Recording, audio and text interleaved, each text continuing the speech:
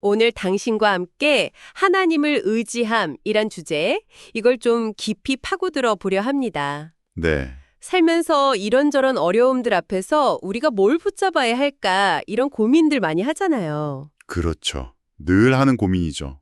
오늘은 민수기, 또 시편, 이사야, 그리고 야고보서 여기서 그 답의 실마리를 좀 찾아보려고 합니다. 네, 좋은 본문들입니다. 근데 이 성경 구절들을 그냥 교훈 모음집처럼 보는 게 아니고요. 아, 네. 오늘은 하나님의 그 큰 구원 계획, 그러니까 구속사적 관점에서 이걸 살펴보는 게 목표예요. 구속사적 관점요. 그게 정확히 어떤 거죠? 뭐랄까, 개별 사건 하나하나 너머에 있는 창세부터 종말까지 쭉 이어지는 하나님의 구원 이야기. 이걸 보는 틀이라고 할 수 있어요. 특히 예수 그리스도를 중심으로 역사가 어떻게 흘러가는지 보는 거죠. 아하, 그러니까 더 큰 그림 안에서 이해하는 거군요. 맞습니다. 이걸 통해 하나님을 의지한다. 이 말의 진짜 의미를 함께 발견해 보자는 겁니다. 흥미롭네요. 그럼 바로 민수기 21장으로 들어가 볼까요? 네. 광야에서 불뱀에 물려서 막 죽어가던 이스라엘 백성들. 오, 정말 절망적인 상황이었죠. 상상만 해도 끔찍하죠. 근데 여기서 그들이 하나님께 기도했다는 점, 이게 먼저 눈에 띄는 것 같아요. 네, 맞아요. 절망 속에서 제일 먼저 하나님을 찾았다는 거죠. 그리고 하나님께서 응답으로 놋뱀을 만들어 장대에 달아 보라고 하시잖아요. 네네, 그 유명한 사건이죠. 근데 이게 그냥 쳐다보면 낫는다. 이런 뭐랄까 마술 같은 해결책이 아니라는 거예요. 구속사적으로 보면 아주 중요한 예표거든요. 예표요? 어떤 의미죠? 그러니까 내 노력이나 자격 이런 걸로 구원받는 게 아니라 하나님이 제시하신 그 방법. 아, 즉 훗날 오실 예수 그리스도의 십자가를 믿음으로 바라보는 그 행위를 통해서 구원이 임한다는 걸 미리 보여주는 사건인 거죠. 와, 깊은 의미가 있었네요. 단순히 쳐다보는 행위가 아니라 믿음의 선택이군요. 그렇죠. 인간적인 방법 막 찾아 헤매는 대신에 하나님이 열어주신 길을 믿음으로 딱 선택하는 그 행위. 그게 바로 의지함의 시작인 겁니다. 아, 그냥 막연히 도와주세요 이게 아니라 하나님이 정하신 구원의 길을 믿고 따르는 구체적인 행동이군요. 네, 바로 그거죠. 그럼 이 관점을 가지고 시편 60편, 61편을 보면 어떨까요? 다윗 왕도 전쟁 같은 아주 극한의 위기 속에서 하나님을 피난처 삼아서 부르짖었는데요. 네.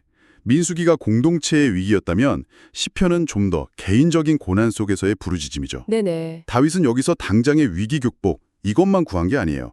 더 나아가서 하나님을 의지하는 사람에게 주어지는 기업, 그러니까 영원한 유산을 약속으로 붙잡았다는 거죠. 기업이요? 그게 구체적으로 어떤 걸 의미하나요? 땅이나 재물 같은 건가요? 아, 그럼 문질적인 것보다는요. 그리스도 안에서 우리가 얻게 될 하나님 자녀로서의 영적인 상속, 이걸 의미해요. 영적인 상속. 네. 중요한 건 이 상속이 우리의 어떤 자격이나 노력의 대가가 아니라는 점이에요.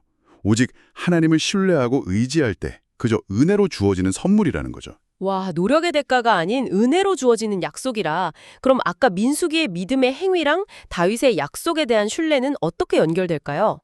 이게 둘 다 능동적인 믿음의 다른 모습이라고 볼 수 있을까요? 오, 정확합니다. 아주 좋은 지적이세요. 둘 다 그냥 가만히 기다리는 게 아니라 하나님의 약속과 방법을 향해서 능동적으로 반응하는 믿음이죠. 그렇군요. 이런 맥락에서 이사야 10장을 보면 이게 더 분명해져요. 당시 최강대국 아수르가 이스라엘을 막 위협하잖아요. 네, 엄청난 위협이었죠. 근데 하나님은 이 아수르를 심판의 도구로 쓰시지만 동시에 그들의 교만함 또한 심판하시겠다고 딱 선언하세요. 아, 아수르도 결국 하나님의 도구를 꾸냐 하는 거군요. 그렇죠. 그러니까 세상의 강력한 힘 앞에서 벌벌 떨고 있는 백성들에게 주시는 메시지인 거예요. 이사야는 세상 권력이 아니라 오직 하나님을 진실하게 의지하라고 촉구하거든요. 진실하게 의지한다. 네, 여기서 진실하게라는 건 뭐랄까 세상 힘과 하나님 사이에서 이렇게 양다리 걸치지 않고 오직 하나님께만 소망을 두는 선택을 말하는 거죠. 아, 하나님은 바로 이런 남은 자들, 그러니까 끝까지 하나님을 신실하게 의지하는 그 사람들을 통해서 구원의 역사를 계속 이어가신다는 거예요. 이 남은 자들이 바로 구속사의 핵심 인물들이 되는 거고요. 세상 힘이 아무리 커 보여도 그게 구원의 최종 길은 아니다. 이걸 분명히 하시는 거네요. 맞습니다. 자, 그럼 마지막으로 야고보서 4장을 한번 보죠.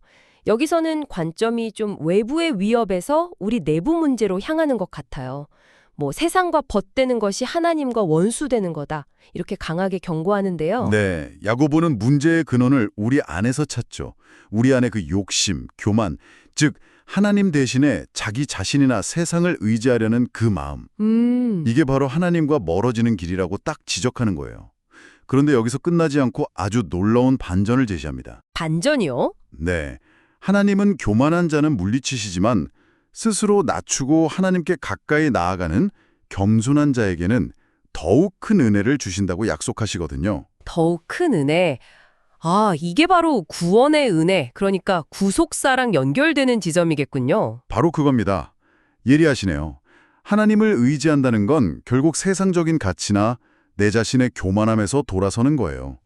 그리고 겸손하게 하나님의 주권과 은혜를 인정하고 그분께 나아가는 태도 그 자체인 거죠. 그렇군요. 이게 바로 야고보가 말하는 하나님께 가까이 가는 길이고 그렇게 할 때 하나님께서도 우리에게 가까이 오시고 더 큰 은혜를 부어주신다는 겁니다. 와, 오늘 이야기를 이렇게 쭉 종합해 보니까요.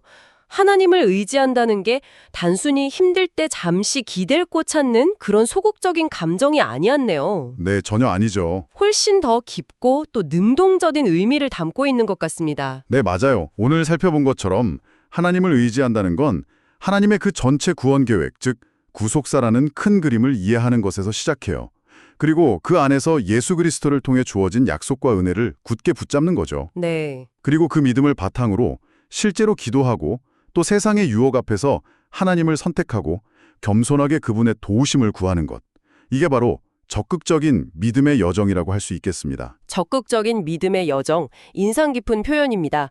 자, 그렇다면 마지막으로 이 질문을 한번 던져보고 싶습니다. 네. 하나님을 의지하는 것이 이처럼 구속 역사에 근거한 적극적인 믿음의 결단이라면 지금 당신이 마주하고 있는 삶의 문제나 고민들 있잖아요. 네. 그것들을 이 새로운 관점에서 어떻게 다시 바라볼 수 있을지 그 의미를 한번 깊이 생각해 보시면 어떨까 싶습니다.